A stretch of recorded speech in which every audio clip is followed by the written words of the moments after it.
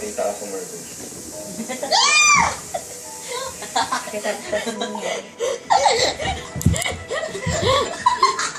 Yeah. Kumanyak mo niyo.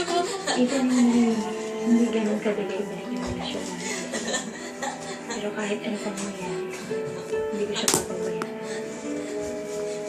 Dahil kapatid,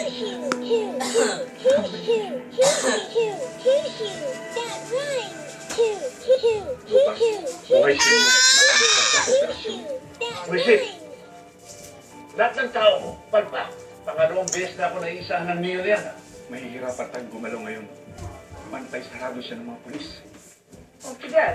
Ay, ano ginagawa mo dito? Wala naman. Nag-usap lang tungkol sa negosyo. Una na ako.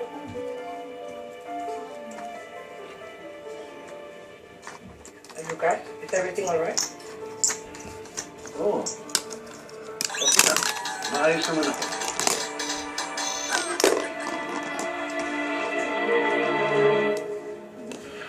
Uy, Idan. Ano ba yung nangyari kila Diego isang araw? Bakit ang daming parak doon? Tatay ni Diego, tinignan si Celine. Tatay, hindi ba ulila na si Diego? Yun yung sinasabi niya. Pero ang totoo, buhay yung magulang niya. At nanay niya si Teresa. Teresa? Oo, nanay ni Celine. Magkapatid si Diego at si Celine. Kapo naman ang pare. Kamusta naman daw si Celine? Nakuha na siya, pero nagkagulo lang. Nahuli na pala yung kunin na sa kanya. Ano nangyari? Nagpagalit eh. Pero balita ko, nagpapagaling na rin. Ang ganun ba? Pare, ikaw ba yung nakita si Diego? Kausap mo lang o wala kang balita. Si Diego? Oo. Wala, hindi. Hindi papakita sa akin, pare. Sige, pare, kailangan ko patapusin to eh.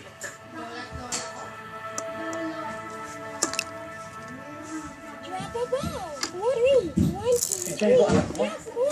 Ako na siya nakakasama. alam ko kung kilala ko, matagal niya na rin alam eh.